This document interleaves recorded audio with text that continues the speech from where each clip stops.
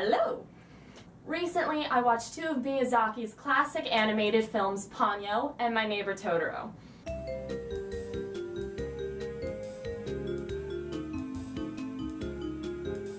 While I thought both films were fantastic and I absolutely adored them, I do have to mention the parents in the movies and their negligence. I don't know if Miyazaki intended it to be that way.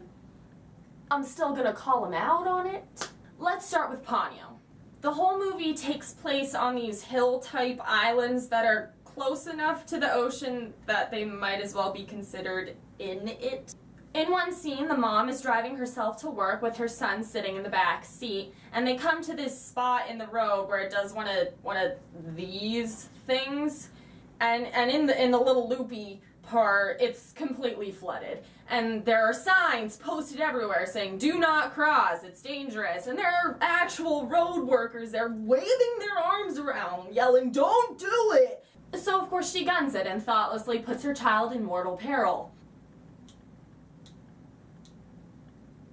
Later on in the movie, there's this enormous tempestuous storm that's pretty much caused by Ponyo, and our main characters reside in a house on the highest hill of all the islands, which is also the most dangerous during the storm. And they were supposed to evacuate, but obviously the mom decided to stay. So the mom gets a call from the old people hospital that she works at, and they're like, "Listen, our generator's cut out, we don't have any electricity, you need to come in right now."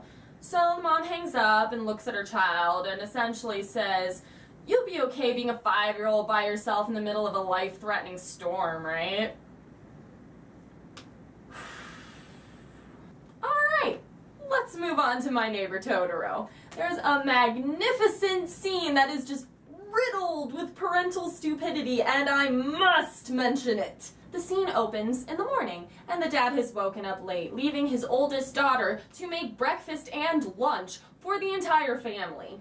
Now the older sister is really excited about this lunch because she put a lot of time and effort into it, so she doles it out to everyone and goes off to school, as she would.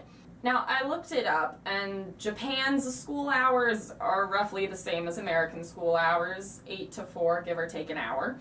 So while the oldest daughter is at school, the younger daughter is still at home because she's 4 and she doesn't need to go to school, and the dad is working at home for the day. I'm assuming he's a writer because they never actually mention that.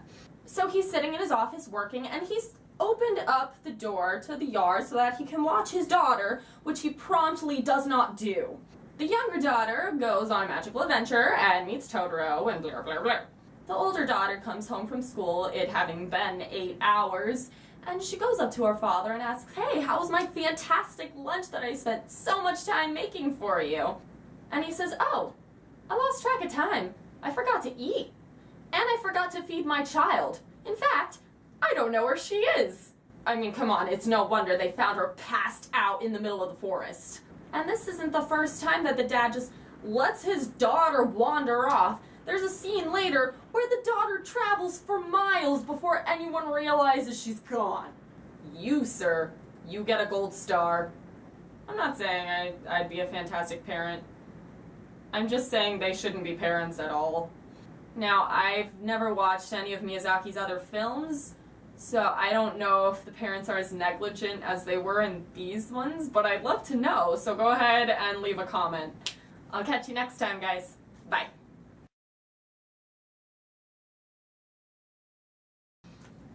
Now, I looked it up. Oh, thunder. Stop.